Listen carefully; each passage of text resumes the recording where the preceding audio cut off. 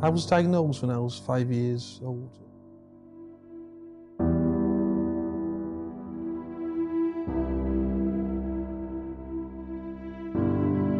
I started to feel left behind in all aspects of my life.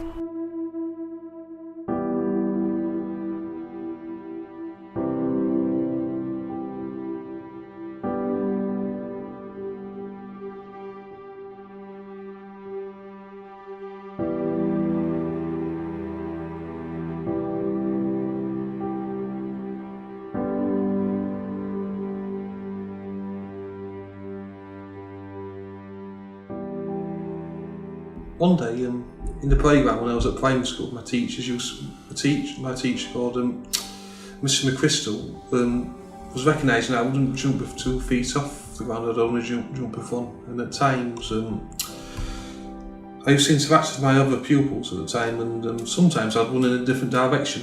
The pupils would run in one direction, I'd run in the other direction, and Mr McChrystal recognised this over a number of times, and he phoned my parents one day and said, I think James needs to be assessed because his behaviour is a bit different to other pupils. He acts in different ways, and this led to an investigation of my problems, and I was diagnosed with Asperger's syndrome.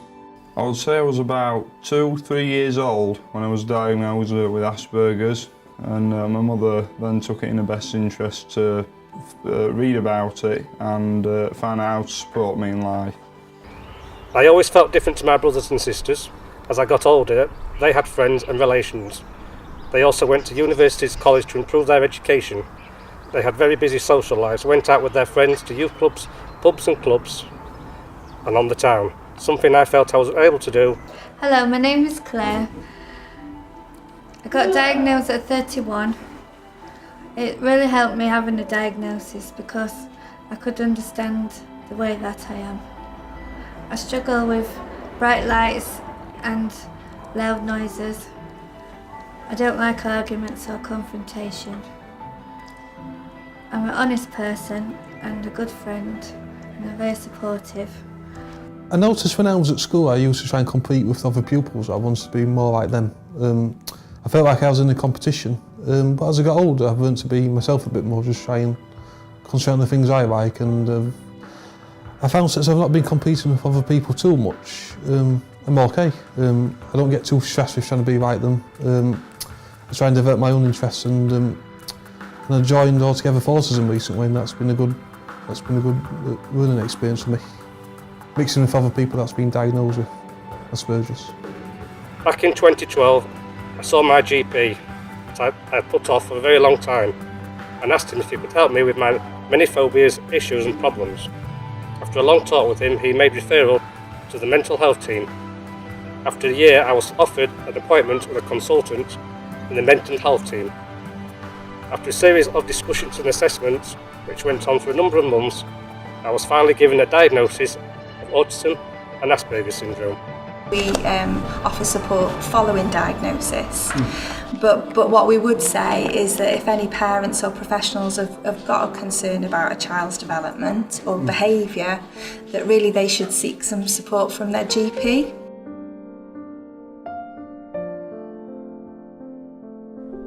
I was a pupil at Kingfisher and Weekley Hills Middle School, did not have many friends and felt left behind and unable to cope like others of school. I struggled with classwork and homework. At the age of 11, I started Dagenham School, where every year of my education I found very difficult. I was bullied from a very early age to leaving school at the age of 16. I was able to keep up with the pace of schoolwork and got no support whatsoever from staff at the school. While at school, I was separated from the bullies to the headmaster's office. The big question was why? Take me out of the class, not the bullies. At school I had a few close friends I used to hang about with, but I never got any support from the teachers because I wasn't diagnosed. But I've been to college and studied counselling skills and mentoring. I love learning. I've been to Northern College lots of times. I've said I've done too many courses actually. Yeah, when I was at school, I had a learning support assistant in all subjects. Teachers and assessors thought my general knowledge wasn't very good, so my observation wasn't very good, so I'd benefit more from having like a learning support assistant. And over the years, I found an improvement in myself because I used to get the help I needed. I went to a secondary school in North Yorkshire, Cowton. I had two schools where I could have went to McCorby in Doncaster or Cowton in North Yorkshire. But I went to mainstream school in North Yorkshire, Cowton. This was a smaller school that suited my needs more. I did not get any qualification at school, so I went to Doncaster College and did maths and English and got some qualifications for myself. Even though I found it very hard, I got a lot of support and help to succeed.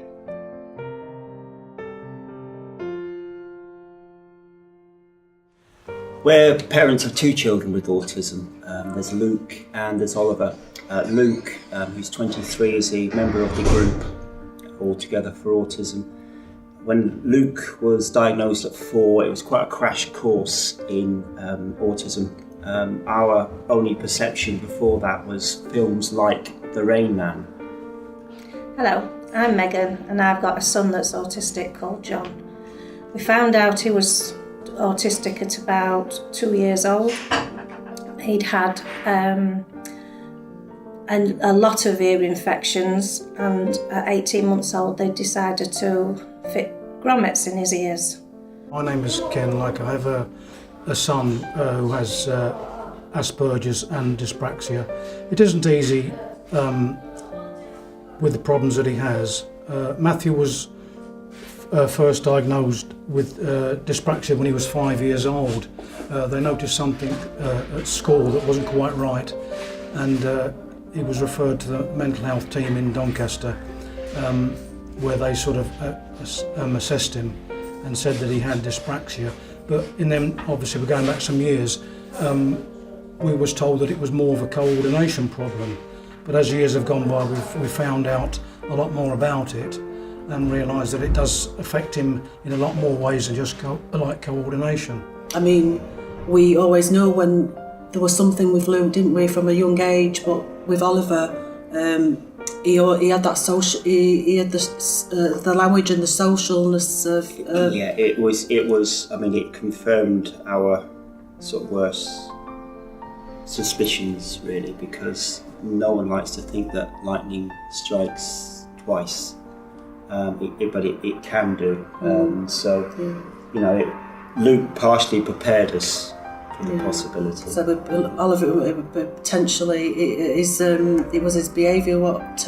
yes, well, as was Luke's. Yes, as was but Luke's. Oliver had the speech and the language and were able to express himself. Yeah, Luke had, if you can remember, he was doing his bouncing on the bed thing, came off. Yes. Sustained a cut, went to hospital, and the staff treating him noticed that there was some issue with his behaviour, and that started the ball rolling. The way they find out whether a 3-year-old is autistic or not is to go through a series of playing games that normal children would just throw in the air and play about and not have any structure to them. And they realise from the way that autistics play that they play differently to typical children. And then it's just an uphill battle then to try and get him the best support that he needed, and it was quite a fight. We wanted him in mainstream school, then we didn't, and he went to special school in the end. He went to Rosington Hall, and that was fantastic school for him. It really brought him out of his shell. He didn't speak really till he was about 6 years old. He said the odd words, but most things was pointing. And the worst thing for us was John's frustrations when he couldn't make us understand what he wanted and what he needed. We didn't know Matthew had Asperger's. It was my wife now, that is Matthew's stepmother, that came into the relationship when Matthew was a year after his mother had died. Now Lorraine knew that Matthew had problems, and I explained it to her that Matthew had dyspraxia, which she didn't really know a lot about, but she found out a lot about it, and she decided to look into all the aspects of the problem and try and help Matthew to move forward with this disability. But all along, my wife realised that there was something else not quite right with Matthew that hadn't been diagnosed. Most parents with children with autism will recognise a scenario where you have you're out with your child there, and your child's reacting to something in the environment that they're finding uncomfortable. It appears to the outside world that it's a tantrum they're throwing, and you get the normal comments. If that was my child, you know, I would give him what for. Can't you control your child? I blame the parents, etc. And it's that aspect where your child, to all intents and purposes, appears to be, in inverted commas, normal. You know, it's that aspect where the disability is hidden or invisible. You know, so we had to sort of work our way through that as parents. But what I would say to most parents with autistic children, it can and does get better.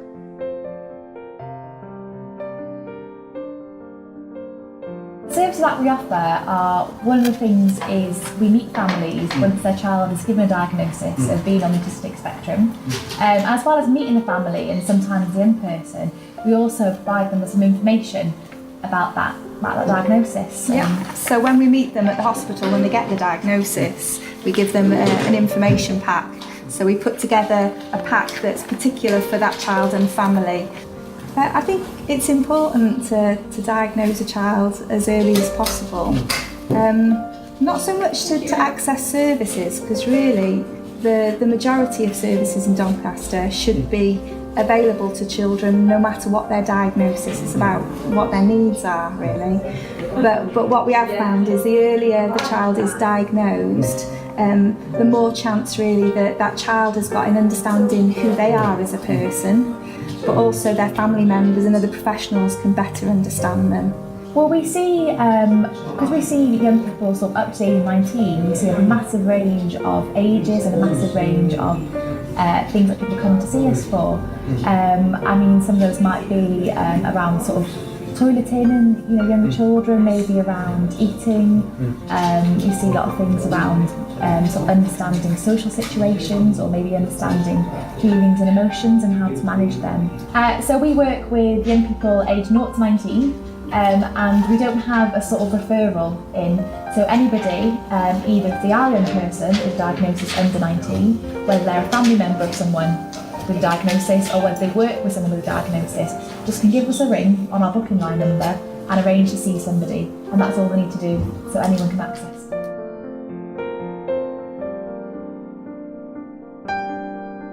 I'm a careers advisor. I work for the National Careers Service, which is a service that offers support to people around learning and work. We can offer support around perhaps looking for courses, perhaps types of work that people might want to do, and then how they might get to that job, so that looking at the steps in between. Yeah. We work with a range of people from various different backgrounds across. I work in South Yorkshire, so it's everywhere from Thorn right to Barnsley. I'm working for Doncaster West Development Trust in Conisborough and Denham Main. I'm an IT support worker, and basically what that is I help people understand computers, and if they've not got the confidence to use a computer, then I can give them that confidence and teach them how to surf on the internet, type Word documents and such. They'll always support me with anything. If I'm stuck with anything, I'll ask and they'll greatly help me with whatever task that may be. They may even provide extra support staff for me. I've been working for them now for 5 months. And it's been going really well. I've enjoyed working with everyone, and it's been amazing. They've been supporting me really, really well. My employment journey it's been rather choppy. I've tried staying on an extra year at school to try and get some more A-level qualifications. But then I was guided to sort of apprenticeship, the line of apprenticeship to get qualifications, at which point I applied for an apprenticeship in business administration with the council, which I did for a year and 2 months. I got into it through the autistic centre, as a matter of fact, who guided me towards possible employment paths. I was introduced to a project called Talent Match, which was part of Doncaster West Development Trust, and I found out about the job and applied for it, and I got the job on the spot at the interview.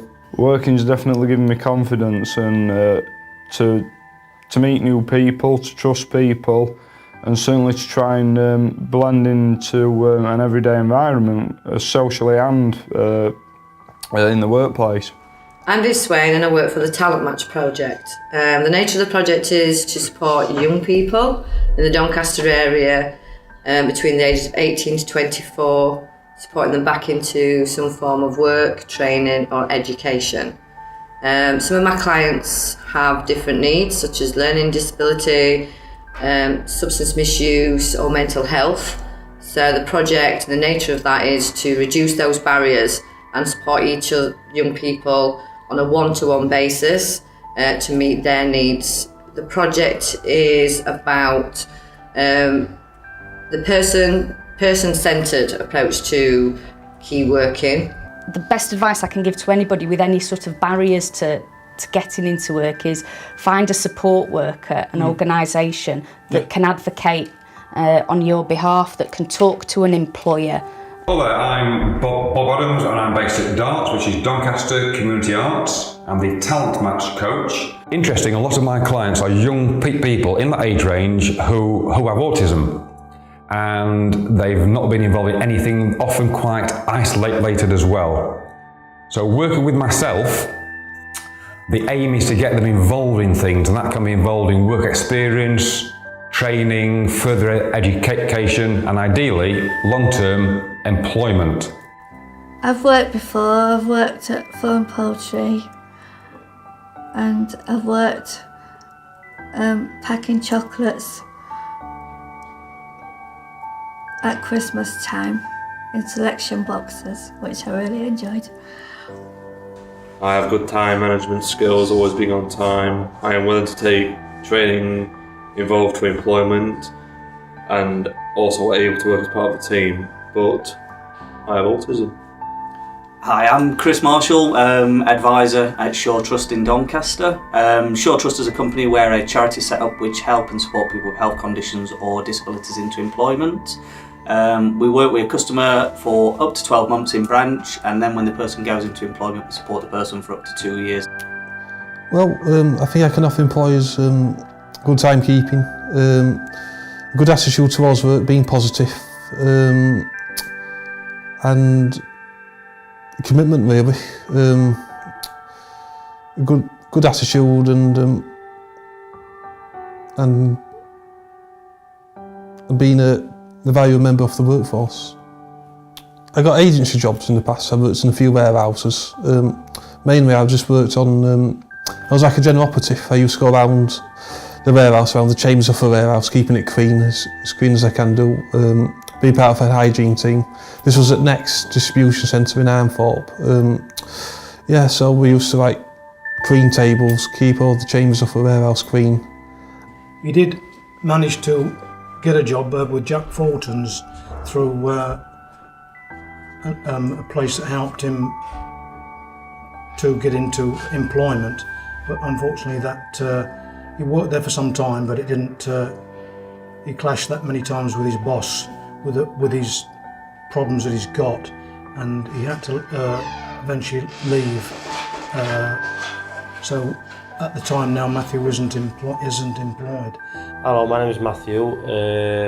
What I could offer employees, I've got good timekeeping. I'm very social. I'm quick at my work. I get things done. I'm fast. I'm always looking for different jobs to do. or if I've done a job, I'll ask the manager if there's another job that needs doing. Oh yeah, and like social interaction with customers and helping customers if I can, and smiling, and good at, you know, so obviously they keep coming back, because obviously if you're smiling, you interact with customers, they'll always keep coming back. It would really help people with autism and Asperger's if employers gave them one task to do at a time and not overload them with instructions. It would really help them if they had any additional needs, like if they don't like bright lights or loud noises, to see if they could do anything about that and make sure that they have people around them to support them. Is that employers can help customers with health conditions or disabilities, Asperger's or autism, is by really giving the person a chance. So I know a lot of our customers that we work with that won't shine in an interview because of their autism or Asperger's, so we tend to ask for working interviews where the person can go into the employer, work for say a couple of weeks at a time under a buddy system with somebody who's already working there, and prove themselves, really prove them to be an asset to the company.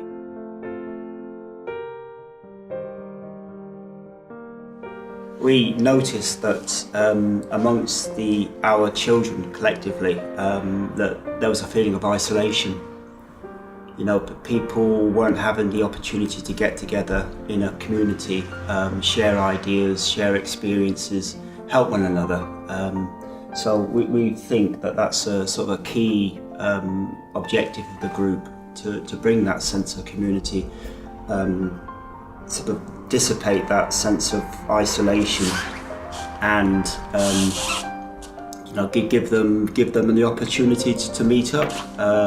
Within the group, we've noticed friendships have formed, you know, so people have social activities outside of the group, but by having met up within the group, we try and sort of facilitate as many activities based on what the group members say they want to do. But it's our job, both as parents and trustees of the Altogether for Autism group, to make sure that we provide these activities. Some of our members wouldn't even venture outdoors, they just were isolated, wouldn't go anywhere. Now that they've made such a good friendship, they all get along, don't they? Just fine. Yeah, it makes it feel worthwhile. You know, yeah. When you get that sense of achievement that you're providing something. It's brought him really out of his shell. He has conversations with people where he used to just sit in his bedroom and play games constantly. He doesn't anymore, and now he's a very happy young 22-year-old, very happy. Through meeting these people, fortunately, was able to form this new group that we've got now, where Matthew's come along leaps and bounds, and he really enjoys joining the activity and meeting the people that have got the same problems that he's got himself, and he gets on very well with all the people.